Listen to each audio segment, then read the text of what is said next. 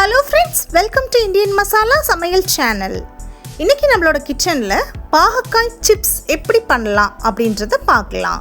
இந்த பாகக்காய் சிப்ஸ் பண்ணுறதுக்காக நான் 1/4 கிலோ அளவுக்கு பாகக்காய் எடுத்து இந்த மாதிரி நறுக்கி வச்சுருக்கேன். இதில் இருக்க விதைகள் உங்களுக்கு வேண்டாம் அப்படின்னா நீங்கள் எடுத்துடலாம். விதைகளோடு சேர்த்தே தான் நான் இன்றைக்கி செய்ய போகிறேன். பாருங்கள், இந்த மாதிரி ரவுண்டாக இந்த மாதிரி மெலிசாக கட் பண்ணிக்கோங்க. ரொம்ப மெலிசாக நம்ம கட் பண்ண வேண்டியதில்லை, நார்மலான சைஸில் கட் பண்ணிக்கோங்க.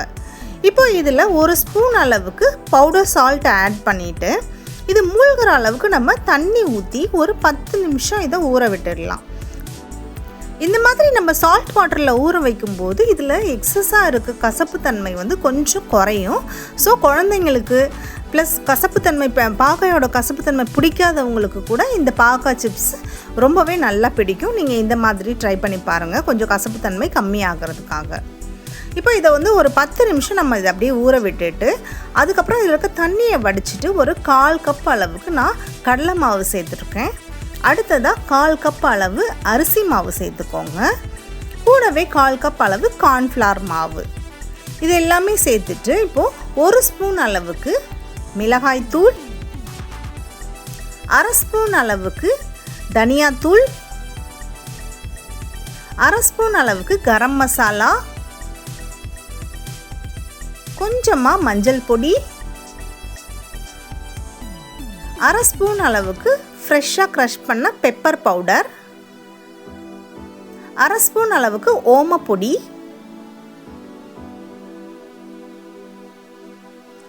1/2 ஸ்பூன் அளவுக்கு ஜீரகப்பொடி, 1/2 ஸ்பூன் அளவுக்கு சாட் மசாலா சேர்த்துக்கலாம். இப்போ இது எல்லாத்தையுமே சேர்த்து நல்லா கை வச்சு நீங்கள் இதில் அப்படியே கோட் பண்ணிக்கோங்க. நம்ம போட்டிருக்க அந்த மாவு மசாலா எல்லாமே நல்லா அந்த பாவக்காயில் பிடிக்கிற அளவுக்கு நல்லா ட்ரையாக கோட் பண்ணிக்கோங்க. அடுத்ததாக கொஞ்சமாக இதில் சால்ட் ஆட் பண்ணிக்கிட்டு கொஞ்சம் தண்ணி ஸ்ப்ரிங்கிள் பண்ணி நீங்கள் நல்லா இந்த மாதிரி பிரட்டி விட்டு இந்த மாதிரி ட்ரையாக எடுத்துக்கோங்க. ரொம்ப தண்ணியாக ஆக்கிட வேண்டாம். அதே மாதிரி உப்பும் கொஞ்சம் அளவாக சேர்த்துக்கோங்க. ஏன்னா நம்ம பாவக்காவை உப்பில் கொஞ்சம் ஊற வச்சுருக்கோம், அதனால் பாவக்காயில் கொஞ்சம் சால்ட்டும் இருக்கும். இப்போ இந்த அளவுக்கு நீங்கள் பண்ணதுக்கப்புறமா எண்ணெயை நல்லா சூடு பண்ணிவிடுங்க. ஒரு பாத்திரத்தில் எண்ணெய் நல்லா சூடானதுக்கப்புறம் பாவக்காயை நீங்கள் ஒன்றா எடுத்து போடணும். தனித்தனியாக போடுங்க. மொத்தமாக போட்டிங்க அப்படின்னா சரியாக வேகாது, அந்த கிறிஸ்பினஸும் நமக்கு வராது. இந்த மாதிரி தனித்தனியாக எல்லா பாவக்காய்களையும் ஒன்றா போட்டுக்கலாம். அதே மாதிரி எண்ணெயும் நம்ம இந்த டிஷ்ஷுக்கு கம்மியாகவே ஊற்றிக்கலாங்க. நிறைய ஆயில் ஊற்ற வேண்டிய அவசியமும் இல்லை. சூரியகாந்தி எண்ணெய் யூஸ் பண்ணிக்கோங்க, இல்லைன்னா கடலை எண்ணெய் யூஸ் பண்ணிங்கன்னா கூட இன்னுமே ரொம்ப நல்லா டேஸ்ட்டாக இருக்கும். இப்போ இது எல்லாத்தையுமே போட்டுட்டு நல்லா மேலே கொஞ்சம் பொன்னிறமாக வர அளவுக்கு விட்டுட்டு நீங்கள் திரும்பவும் அதை திருப்பி போட்டுங்க. இந்த பாகக்காய் சிப்ஸுக்கு நம்ம ஃபுட் கலர் எதுவுமே ஆட் பண்ணலைங்க, அதனால் நமக்கு ரெட் கலரில் வராது. ஒரு மாதிரி அந்த க்ரீன் கலரும் எல்லோ கலரும் மிக்ஸ் ஆன மாதிரி இருக்கும். உங்களுக்கு சப்போஸ் ரெட் கலரில் வேணும் அப்படின்னு நீங்கள் நினச்சிங்கன்னா கொஞ்சமாக ஃபுட் கலர் ரெட் கலர் நீங்கள் சேர்த்துக்கோங்க. அப்போ நல்லா ரெட்டிஷாகவும் இருக்கும்.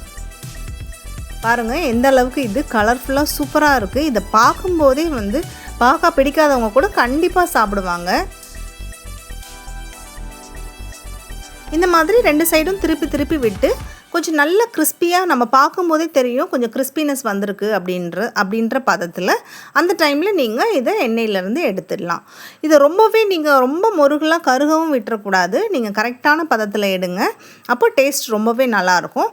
ப்ளஸ் இந்த பாகக்காய் சிப்ஸில் பார்த்தீங்கன்னா பாவக்காவோட அந்த முழு கசப்பு தன்மையும் இருக்காது. நம்ம ஏற்கனவே நான் சொன்ன மாதிரி அந்த உப்பு வாட்டரில் ஊற வச்சதுனால இதில் கசப்புத்தன்மையும் கொஞ்சம் கம்மியாகவே இருக்கும். நீங்கள் கண்டிப்பாக இதே மாதிரி ட்ரை பண்ணி பாருங்கள். இப்போ இது எல்லாத்தையும் நம்ம எண்ணெயிலேருந்து எடுத்துட்டு திரும்பவும் நம்ம மிச்சம் இருக்கிற பாகக்காய் எல்லாமே நம்ம ஒன்றா போட்டு கொஞ்சம் கொஞ்சமாக பொரித்து எடுத்து வச்சிடலாம். இப்போ இந்த பாகக்காய் சிப்ஸை பார்த்தீங்கன்னா நீங்கள் எல்லா டைப் ஆஃப் ரைஸ் வெரைட்டிஸ்க்கும் நீங்கள் சைட் டிஷ்ஷாக வச்சுக்கலாம். ஸ்நாக் டைமில் ஸ்நாக்ஸாக கூட சாப்பிடலாம். கண்டிப்பாக இந்த பாகக்காய் சிப்ஸை குழந்தைங்க ஒரு 10 பீஸாவது கண்டிப்பாக சாப்பிடுவாங்க. சுத்தமாக பாகக்காவே பிடிக்காது அப்படின்னு சொன்னவங்க கூட கண்டிப்பாக இதை சாப்பிடுவாங்க. பாகக்காய் ரொம்பவே ஹெல்த்துக்கு நல்லது. வீக்லி ஒன்ஸ் ஆவது இதை நம்ம டயட்டில் நம்ம சேர்த்துக்கிட்டோம் அப்படின்னா ரொம்பவே பெனிஃபிட்டாக இருக்கும். கண்டிப்பாக நீங்கள் இதே மாதிரி செஞ்சு பாருங்கள். இந்த டிஷ்ஷை உங்கள் ஃப்ரெண்ட்ஸ் அண்ட் ஃபேமிலிஸ்க்கு ஷேர் பண்ணுங்கள். நீங்களும் இதே மாதிரி செஞ்சு பார்த்து உங்கள் ஃப்ரெண்ட்ஸ் அண்ட் ஃபேமிலியோட ஹாப்பியாக என்ஜாய் பண்ணுங்கள். இந்தியன் மசாலா சமையல் சேனலில் நீங்கள் இன்னும் சப்ஸ்கிரைப் பண்ணாமல் இருந்தீங்கன்னா கீழே இருக்க சப்ஸ்கிரைப் பட்டனை கிளிக் பண்ணிவிட்டு கூடவே பக்கத்தில் இருக்க பெல் ஐக்கானையும் நீங்கள் கிளிக் பண்ணி வச்சிட்டிங்கன்னா எல்லா வீடியோஸும் உங்களுக்கு ஈஸியாக அப்டேட் ஆகிடும். பாருங்கள், இந்த பாகக்காய் சூப்பராக ரெடி ஆகிடுச்சு. நான் எல்லாமே பொரித்து எடுத்து ஒரு பிளேட்டில் நான் ட்ரான்ஸ்ஃபர் பண்ணி வச்சிட்டேன். இதில் எக்ஸஸாக ஆகிருக்க ஆயில் நீங்கள் ரிமூவ் பண்ணணுன்னு நினச்சிங்கன்னா ஒரு டிஷ்யூ பேப்பர் போட்டு அது மேலே போட்டு வச்சுடுங்க. பாருங்கள், எல்லாமே நான் வந்து சூப்பராக ரெடி பண்ணி ஒரு பிளேட்டில் போட்டு வச்சிட்டேன். கண்டிப்பாக நீங்கள் ட்ரை பண்ணி பாருங்கள். இந்தியன் மசாலா சமையல் சேனல் சப்ஸ்கிரைப் பண்ணி வச்சுக்கோங்க. Happy to cook.